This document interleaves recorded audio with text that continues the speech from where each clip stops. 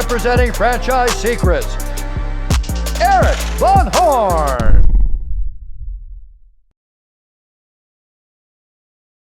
Hey listeners, if you like this podcast and you want more content on all things franchising, then you'll love our free Facebook group.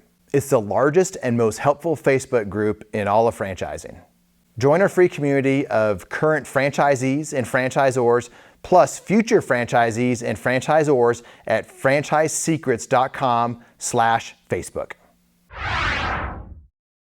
Hey, welcome to the Franchise Secrets Podcast. Eric Van Horn here, and today's a really special, unique episode. Actually, it's past episodes because I was getting so many requests for people asking certain things about some of these past episodes. And I'm like, hey, Caleb, why don't we just combine some of the best episodes into one show so people can get tidbits from some of these great podcast guests. And so you'll hear Cameron Hale, Bedros Keuilian, so many different people on this podcast like Robert Kiyosaki and others. So I hope you enjoy some of my favorite takeaways from my interviews with some of these top influencers.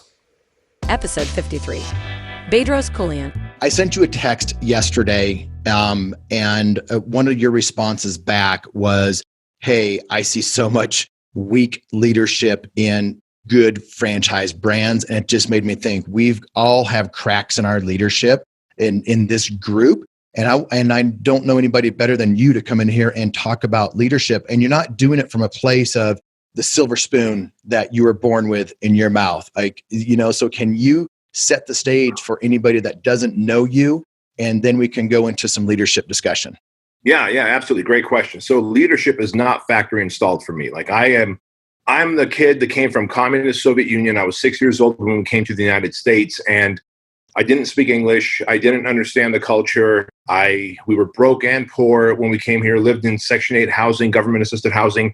And I share all this with you because when you have a communist father who decides to escape and come to the United States and bring his family, his kids here, he still ran us as though we were communist children, meaning we were supposed to be seen and not heard. You can't show emotions. You can't communicate unless you're communicated to.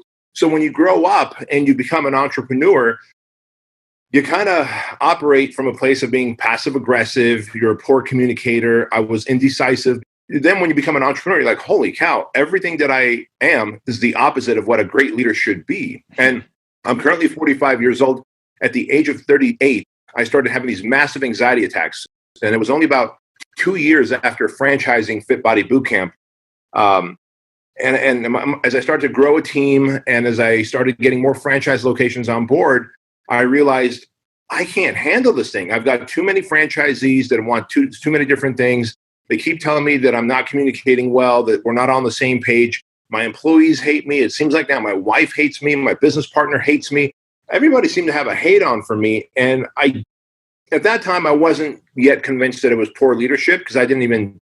Here's the problem. We think that because we're the CEO and on the corporate papers it says you're the CEO, chief executive officer, leadership is not a title, man. It is an action. And I didn't know that at the time. And I'm like, what the hell? So it wasn't until I had this anxiety attack after anxiety attack, and I realized that as more employees were quitting and telling me that I'm just a poor leader, that I finally had to take a look in the mirror and go, well, what is leadership? Let me just figure it out. And I realized it was a combination of having a great vision, like what is it that you want and where are you going? It is the ability to communicate. It is the ability to be decisive, not to make the right decision every time. I didn't say that, but to be decisive, to make a decision every time. And then to course correct when you go.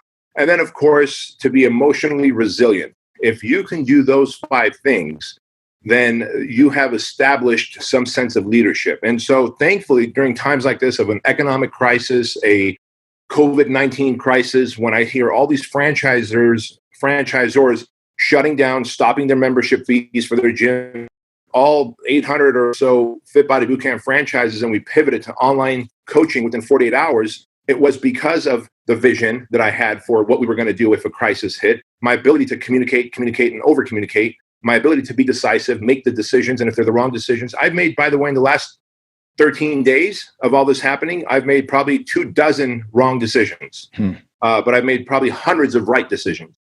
And all those wrong decisions we course corrected. And then the ability to be emotionally strong, emotionally resilient, not reactive, has put us in a place of winning right now.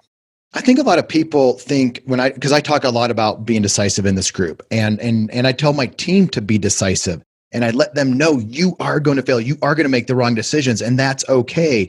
And they lead up to bigger decisions and being able to make those. But I've made wrong decisions, and you've made wrong decisions in this environment. Does that do anything to your mindset as a leader? I mean, or did it ever do anything to your mindset, knowing like I just made the wrong decision? Does it take you down, or is it a crack that's exposed and you fix it? Good question. So there was a time back in my late 30s that it would take me down. Like, oh crap, I can't believe I made the wrong decision. I'm obviously a bad business person. I'm obviously doing something wrong. That's not the case, man. You hear great generals in battle making the wrong call where dozens or hundreds of their men die, like lose their lives. They can't come back from that. And so what ends up happening is decisiveness is something that you have to make. You know who says it the best is General Colin Powell in his book. He says, when you're ready to make a decision, he goes, I need as little as 40% of the information and I'm ready to make a decision, and as much as 70% of the information and I'm ready. Meaning, if you're waiting to get 100% of all the facts together so that you can make a definitively correct, accurate, right decision, that's never going to happen. There used to be a time that I would beat myself up. Now, when I make a bad decision or the wrong decision, I just go, okay, pivot. Like I know no one's going to die unless I stay in that bad decision. But if I can pivot quickly, we're going to be all right. Episode 57. Cameron Harold. I was a franchisee in 1986, and my second year was 87 when the 87 stock market crash happened, and it hit really, really hard. It was called Black Monday. It completely evaporated the markets. People went into complete panic, and I was operating my franchise in the middle of that, and then did it again in 1988. So through two big periods of recession, the one thing I remember doing at the time was I was so scared that I just did whatever was in the manual. And I didn't understand it at the time because I was young. I was 21 years old. I had 12 full-time employees. I was scared I was going to go bankrupt. And my dad was an entrepreneur, and he'd give me all these ideas. And I kept kind of going, yeah, thanks. Yeah, thanks. And I wouldn't do anything he would tell me because all I was going to do was what the manual told me to do. And I remember thinking to myself years later, when I was kind of the second in command, building out 1-800-GOT-CHUNK, that a franchisee would call me and my answer became RTFM. It was like, read the manual. And I became known as like irritatingly correct because I would always point back to the manual for the answer. And the franchisees always wanted the new thing. I'm like, dude, if it's new, it's going to be in the manual. Like the newest of the new will be in the manual. And if it's not, we will tell you it's not in the manual and we'll tell you. But I think the best advice, and it's hard because franchisees are entrepreneurial and they want to bust free and they want to do it on their own. And if they've been doing it for a year or two, they're probably even pissed off at the franchisor. They're even paying royalties. They don't like that whole stage they're in. Natural shit. But I would really encourage them to just do what's in the manual. And the best example of this I think I have is a child. When we're 2 years old, when we're 1 year old, our parents are amazing, right? They give us food, they wipe our butt, they nurture us, they put us to sleep. They're our everything. We do everything our parents want us to do when we're 1. When we're 2, we kind of bust through, right? The terrible 2s. No, me, no. And then we become teenagers and we just want to, like, our parents are assholes and we hate them. And then we're like 20 and we got to get the out of the house. We got to go do our own thing. And then all of a sudden we get to be like 26 and we're like, I don't know how to do all this stuff around the house that my parents were doing. Like I'm making the same 3 dishes for dinner every night. And then we become 30-ish and we have our first kids and we're like, whoa, maybe my parents weren't the idiots that I thought they were after all. And that's the natural life cycle of a human. And if franchisees go through that same life cycle where we're so excited we get the franchise. And then after about 6 months, we're pretty convinced that it's only going to be because of us that we're successful. And then all of a sudden we're like, why the fuck am I paying royalty to these people? And I can't stand paying royalties to them.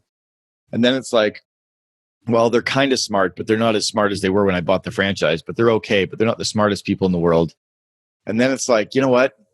They've got some really good shit. If I do all their really good shit and I ignore the stuff that drives me crazy and I do all the stuff I'm really good at, we could really launch this sucker.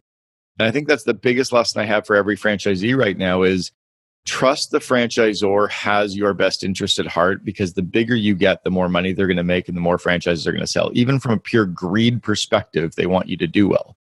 And they will tell you the best stuff to do because it's in the manual.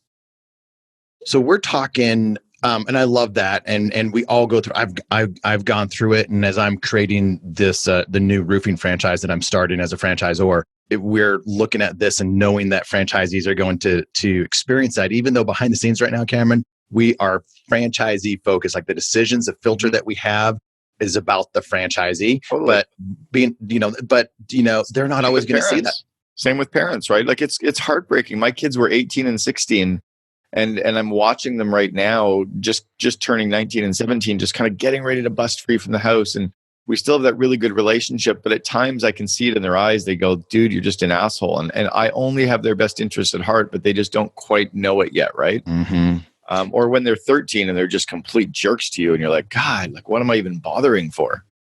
Let's talk about what should be in that manual. What makes a great franchisor great? Like when you get in there, because I know franchisors that they don't have the manual. Yeah. You don't want to mess with that. So we're talking about good franchisors that are probably getting coaching from someone like you. They have experience.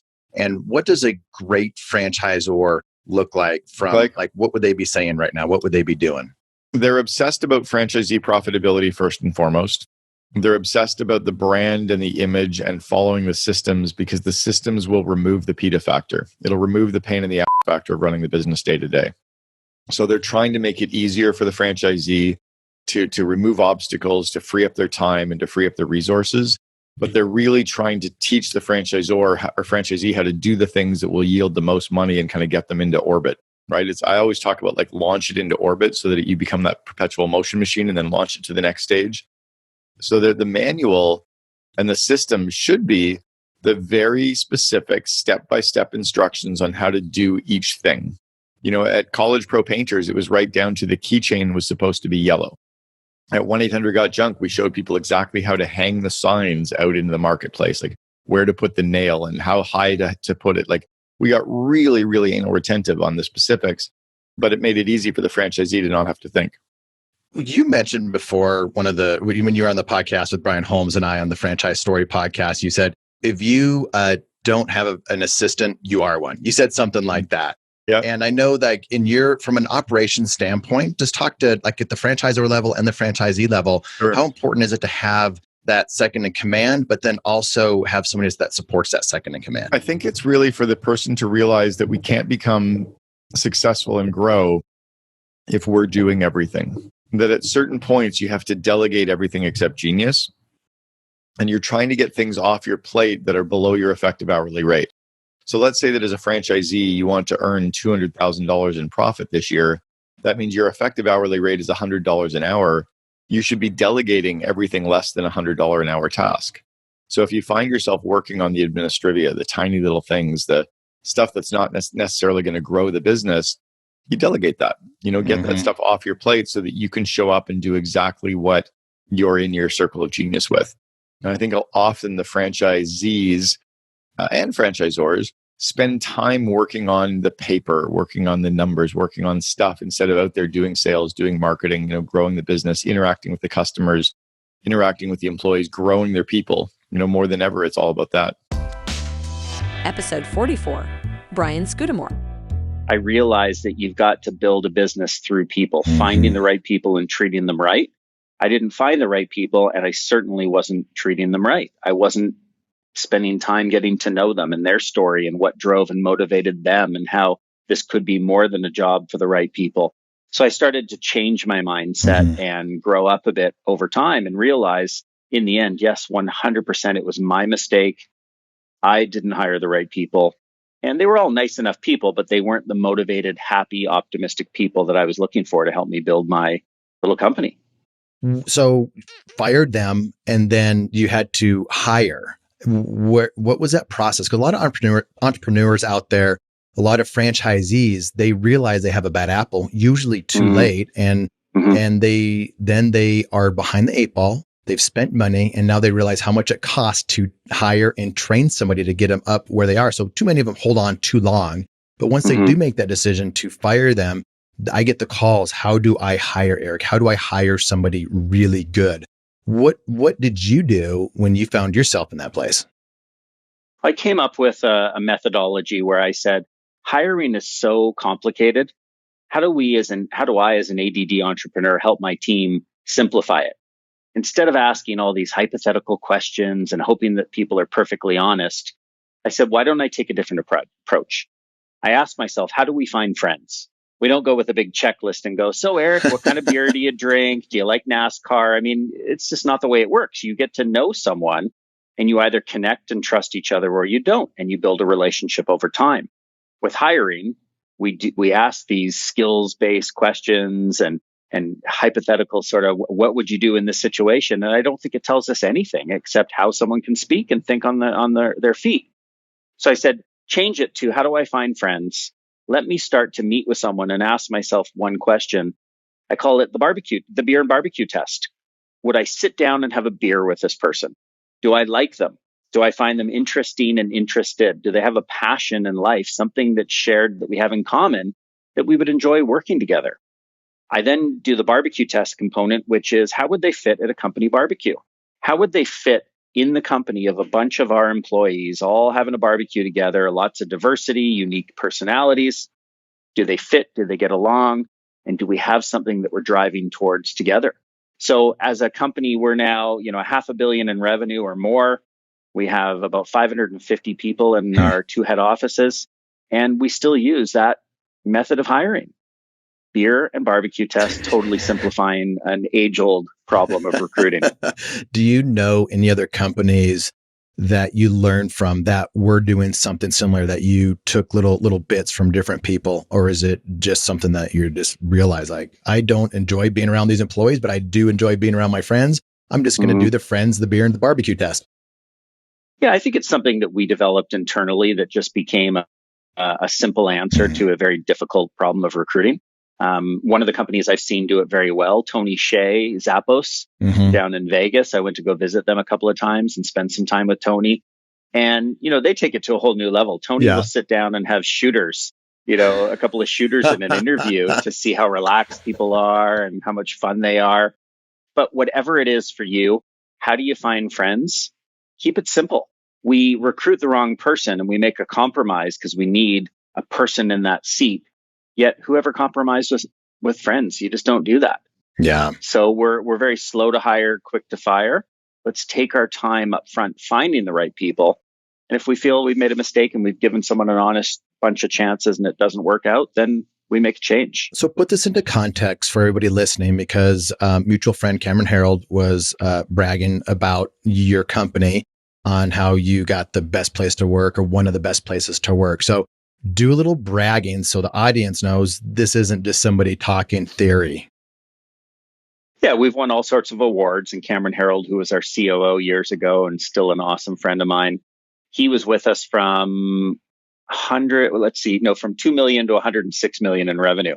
And he was a part of helping to make our company win one of the first best companies to work for in Canada and in British Columbia. If I was to brag, I'd say we're very good at finding the right people.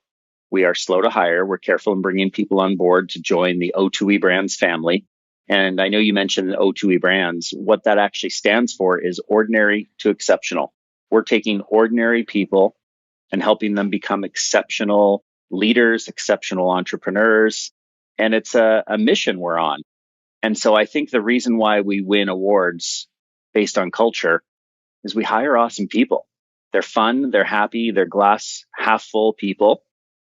And they've got a shared passion with us to build amazing, exceptional businesses. Episode 97. John Morello. The biggest mistake I think we make as entrepreneurs is we ride it over the top.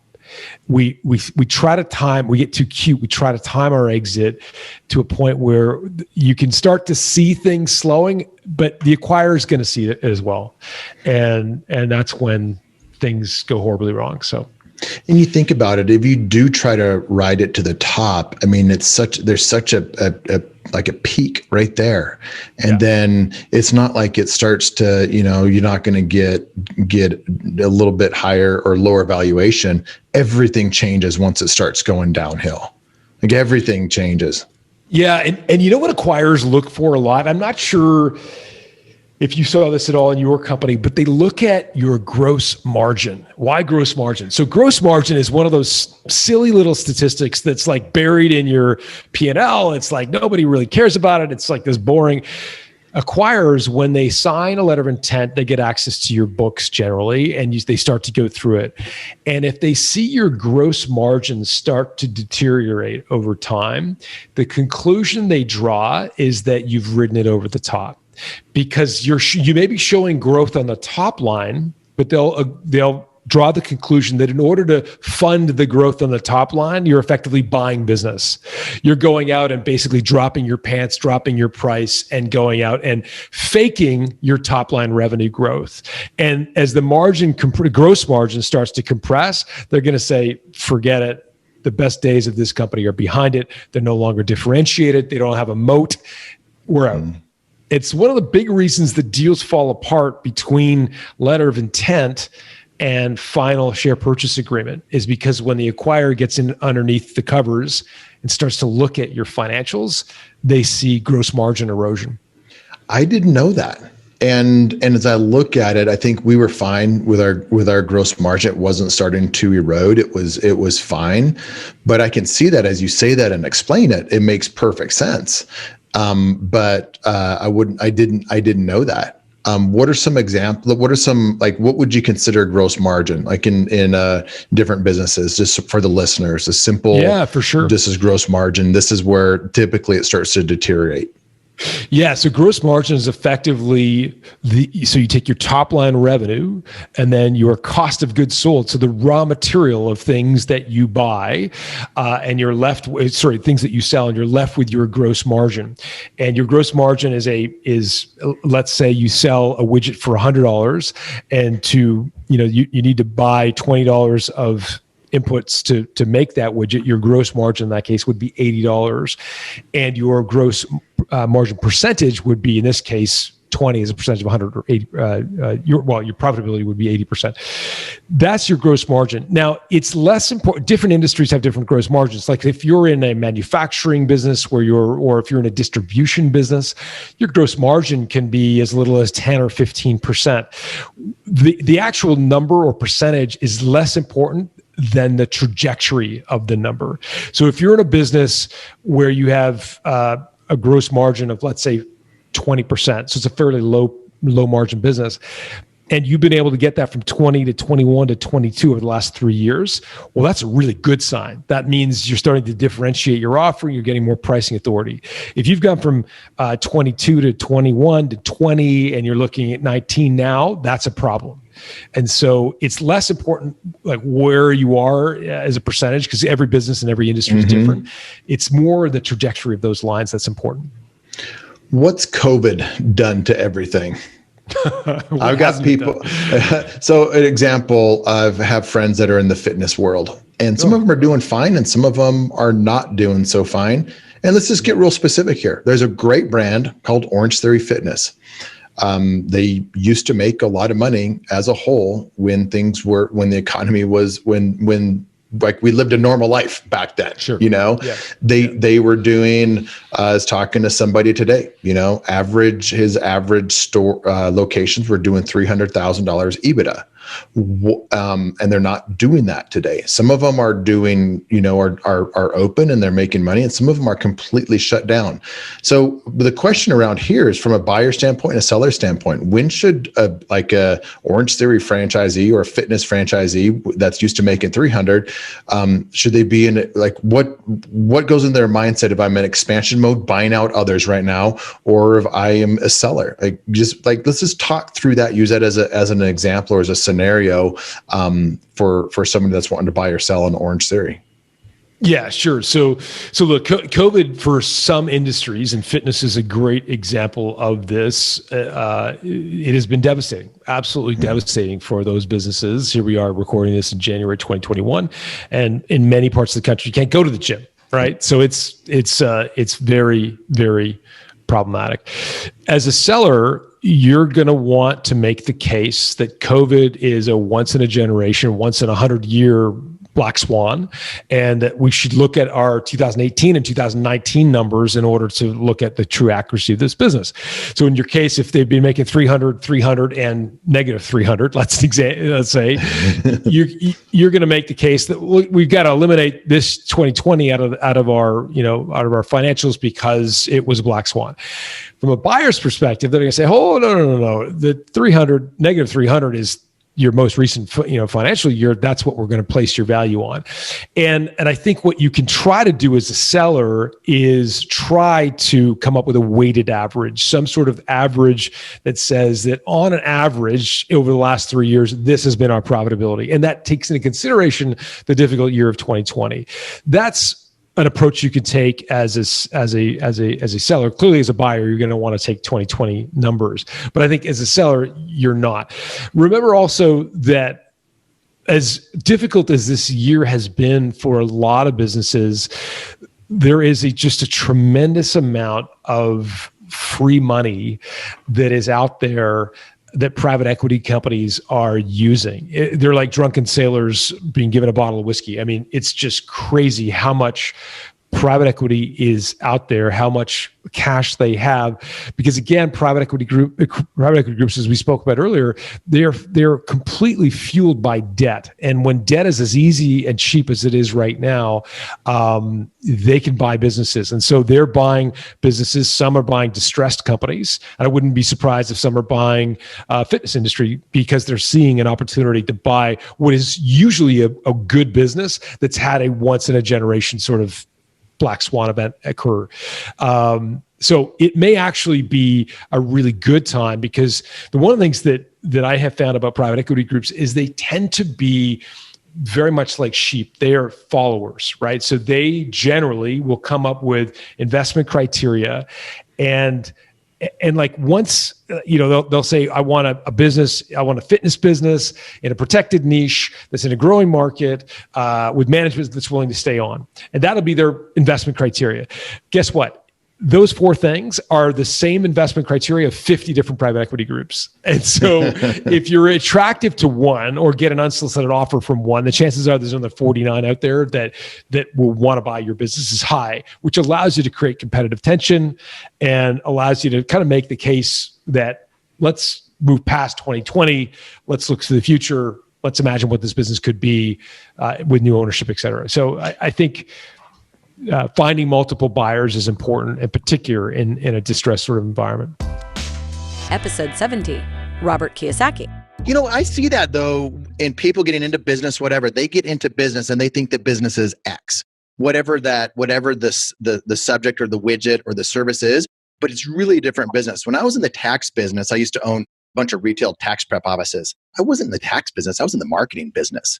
When I was in Solo Salon Studios, I had a dozen of those in Orange County. I wasn't in the haircutting business. I was in the property management business, renting spaces to all the haircut people. Now, do you see that with a lot of people that make mistakes? They think incorrectly because they think the business is X and really it's Y? I don't know. You can't cure stupid. I mean, no, you can't. I mean, most people should not be franchisees and they should not be entrepreneurs. Entrepreneur is a whole level beyond franchise, as you know. 100%. So we have offices all over the world and all this stuff. But I paid the price. Mm-hmm. And most people, they don't want to pay the price. They want a discount. Yeah. Oh, man. They want the easy way. Yep. There's no easy way. That's when they get screwed. Let's go back to Rich Dad for a little bit, because I remember reading that way back when, and then multiple times over the years. And it's not a how-to. You didn't tell us what to do next. You were teaching us how to think differently. Most people don't realize this, but Rich Dad Poor Dad is a book on accounting. When I came back from the Marine Corps, I had my Bachelor of Science degree in, of all things, oil and naval architecture, which meant maybe no money at all. That's what my poor dad wanted me to fly for the airlines. And when I didn't want to do that, he says, get your master's degree. So to keep him happy, I went for the MBA program in the University of Hawaii. I was still flying for the Marine Corps out of Hawaii. And that's when I realized that most teachers are fake. So my accounting teacher I'm sitting in the MBA program. I'm getting spit on because this is the 70s. And I was in my Marine Corps flight uniform. I have my lieutenant's hat on. And these hippie, commie, pinko hippies are spitting on me in the classroom. I want to shoot them. But anyway. So I finally asked the son of the teacher, I said, "Are you an accountant?" And he goes, "I have a master's in accountancy." I said, "That's not my question." Did you really say that? That's not my question. Yeah, I'm a Marine. Well, I went to military school. we don't mess around. When they kill, we kill. Yeah. That's cool. And most people, as Jack Nicholson said in a movie, A Few Good Men with Tom Cruise, you can't handle the truth. And that's as close to being a Marine as you get. We don't mince our words. Mm-hmm. I'm sitting in this MBA program full of they're not much younger than, I'm not much older than they are, probably 5 years on them. And these hippie, commie, pinko kids are sneering at me, and I go, "Are you an accountant?" He goes, "I have an accountancy degree." Answer my question. Are you an accountant? And he's like, all school teachers, they're fakes. They don't practice what they teach. So Rich Dad Poor Dad, to answer your question, there's a book on accountancy. Now the problem is most people don't know what a financial statement is. So they read Rich Dad Poor Dad, and they think it's a story of, which is a true story of My Poor Dad by Rich Dad, but it's really the story of a financial statement: income, expense, assets, liabilities, statements of cash flow. Things that every entrepreneur needs to know, but they don't know, which is why they should buy a franchise, because you guys operate on financial statements, right? Yes, that's right. Did you know that you were doing that it was a financial statement? Was that the foundation of the book, like trying to teach people that? I've read it a lot. I've read it. And at my first franchise, we gave thousands of them out to franchisees because we needed them to think differently. But can a franchise operate? Can a franchise or operate without financials? No. Or not very long. I'm writing a new book called The Infinite Return. It's how I don't need money to make money. And the opening picture is a picture of my poor dad carrying his PhD diploma. Loser. And then my rich dad with a financial statement. And I asked my tax advisor, Tom Wheelwright, he's an author of Tax-Free Wealth. I said, out of 1,000 college graduates, how many people have a financial statement? He said 0. That's how screwed up our education system is. And Tom and I have been all over the world teaching basically Rich Dad, Poor Dad, but it's basically accountancy and taxes. And it's shocking how many entrepreneurs don't have a bookkeeper, much less an accountant or an attorney. Now, as a franchisor or a franchisee, you better have accountants, attorneys, bookkeepers, and financial statements, right? We're talking advisors. You have advisors around you, and even a banker. I mean, Robert, coming out of this whole thing people felt the effects of not having relationships with bankers, with, that you could pick up the phone and they could say, "Oh, you need this loan, done.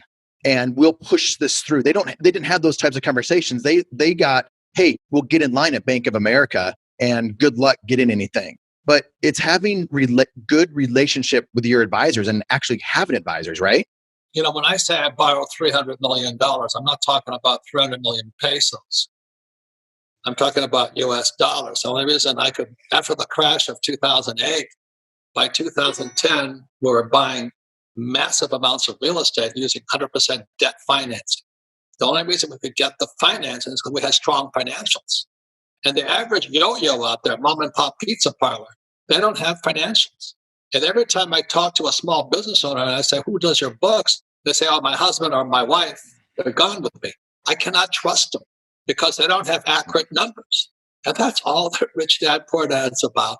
That's all my cash flow game is about. It's about a financial statement: income, expense, assets, liabilities, statements of cash flow. That's it. Episode 106. Gino Wickman. My learning and discovery over the last 30 years with working with entrepreneurs is they have 6 essential traits, very high level. And as I share them, I always love the audience to do a little assessment on themselves, but they are visionary, passionate, problem solver, driven, risk taker, and responsible. And again, you either have them or you don't. And there's an assessment on the website, e-leap.com. You can go there in 10 minutes. It's free. Take the assessment, get your results. If you score 90 or higher, odds are you're an entrepreneur in the making. But I want to complete the story because I am so excited about this podcast because of your franchise focus. And there's something that I've been saying and preaching for the last 3 years with this book and content, and you're going to help validate it for me, or, confirm or deny if I'm right or wrong. So in Confirm, once I teach all of this to you in that confirm step, and you take the assessment and you confirm that you are or you aren't, I teach something called the entrepreneurial range. Okay. And this entrepreneurial range evolved out of my brain in a passionate debate with a college professor of entrepreneurship in a Starbucks. Okay. But it was really enlightening. And I saw this clearly. And the point is this: if you picture in your mind this range, this arc, if you will, and on the left side of that arc, you see the word self-employed. And on the right side of that arc, you see the words true entrepreneur. Well, what the entrepreneurial range says is everyone who owns a business is somewhere on the entrepreneurial range. And so what I always say on the far left side, these are people with a side hustle, a freelancer, a one-person show, and somebody who buys one franchise location. And so I always say that. And so today you can help confirm this. And then if we go all the way to the far right side of the range, true entrepreneurs, the people that redline that range, these are the greatest entrepreneurs of all time. Elon Musk, Oprah Winfrey, Henry Ford, Steve Jobs, Walt Disney. And so everybody that owns a business is somewhere on the range. Well, what I'm teaching is anyone that has the 6 essential traits, scores 90 or higher, you're on the right half of that range. And you're a true entrepreneur. And the more you redline those traits, again, the more you redline that range, like an Elon Musk. Not everyone needs to build $1 billion company. But going to the far left end of the range, and since I'm talking to a franchise expert here, I really believe strongly that if somebody just buys one franchise location, you go buy a Subway franchise, listen, you're self-employed, it's admirable, you're taking a risk. So I'm not knocking anybody anywhere on that range. But then somebody that buys 10 locations, 20 locations, 100 locations, multiple brands, that's someone who has that entrepreneurial gene, and you can't help yourself but grow an empire. And so, the lesson I would hope we can accomplish with your audience is for them to really assess themselves, because some people shouldn't buy more than one location, and you should run your Subway and be happy and make your 50 or 75 or 100 grand a year. And some people need to go build an empire. And then, like you already said, some people shouldn't buy a franchise at all. So, please go into this eyes wide open. Some people shouldn't be self-employed, or at least not buy a franchise. So I'll pause there. That's kind of Confirm in a nutshell. And I'd love to hear what that prompts for you. Yeah, so I think you're absolutely right. I think and I love the frame of all of this, because people think they need to be, I think a lot of people think they need to be on that far right of the spectrum, like an Elon Musk, like Ray Kroc, with McDonald's, or somebody that is just, doing amazing things like Oprah Winfrey. Yeah. But the entrepreneur can also be on the far left of that, where you're more self-employed. And I've heard you say it before about that's a lifestyle business. And that was me at different times, as I'm more concerned about lifestyle than anything else. So it's a choice. And I see that in my mastermind. So I look at my mastermind, my high ticket mastermind full of franchisees. There are some that are just starting out into franchising, and yet they want to be in that mastermind around a bunch of high performing multi-unit, multi-brand franchisees, because they have that drive to be like them sooner than later, to shortcut the process. So and then some of my franchisees in the mastermind are international, like they're doing big things, and some are like they're doing 8 figures a year in their franchise. And yet I have other people that are happy doing 6 figures a year. And there's just a full range of them. And then some people, franchising is really safe if it's a good brand, good leadership, and proven out with good validation. So I just need to clarify that, because just because it's a franchise doesn't mean it's proven and it's good. But good brand, someone can go into there and it should be very much plug and play for the person, especially if it's more owner operator type franchise. I think where people get into trouble, Gino, even if they are too entrepreneurial, they get into the wrong business, the wrong system, doing the wrong thing that they're really good at. Maybe they should be doing more B2B and they're stuck in B2C. They've never thought about that before. So I'll kick it back to you. Yeah. So I literally just said hallelujah, because, as we get into Glimpse, I then created a tool called My Biz Match. It's free. It's on the website, which helps somebody decide the right industry, the right type of business. So I'm eager to get to that, to your point about what you just said with B2B and B2C. But it prompts 2 thoughts, though, what you said there, as we're still in Confirm and about to go to Glimpse, is the example I always give with this range to help people understand this. And this will also help create clarity around whether you should buy a franchise or you shouldn't buy a franchise. Is, if you desire to be self-employed, again, you can be anywhere on that range, and it's admirable, respectable. And so the example I use is a handyman or a handy woman. Okay. So if somebody has handy skills, you can literally put yourself out there for $60 an hour and go fix stuff for people. And if you're good, you follow up and do good work, you're going to be busy for the rest of your life, making 6 figures, $100,000 a year, piece of cake. And if we look at that range, somebody that goes and does that, they're on the far left end of the range. They're self-employed. They have total freedom. That is so admirable. It's just that if you have the 6 essential traits, what's going to happen to you is you're going to build that business and realize, wait, if I hire somebody for $25 an hour and have them do this work and I can go get more work, then if I hire another, you're going to find yourself with a construction company if you have the 6 essential traits. So my point to the audience is, if you want to own your own business, there are a ton of options, and franchising is certainly one of them. Take the assessment. If you don't score high, there should be peace and calm around the fact that you're probably not the next Elon Musk, and that's okay, because building $1 billion tech unicorn is not what it's all it's not all it's cracked up to be, but that's what, the media promotes and all the hype around that. So I always love to say, a great little $3 million heating and cooling company with 24 employees, that ain't so bad. That's a pretty damn good gig. Hey, thanks for listening to this episode of the Franchise Secrets podcast. I hope some of my favorite takeaways were some of your favorite takeaways. We wanted to put them all into one group, so I hope you found it as valuable as I did. Thanks for listening to this episode of the Franchise Secrets podcast. Whether you're watching or listening, please make sure to subscribe to my YouTube channel and to whatever channel you're listening on. If you want my help with anything from buying a franchise to franchising your business, please visit franchisesecrets.com.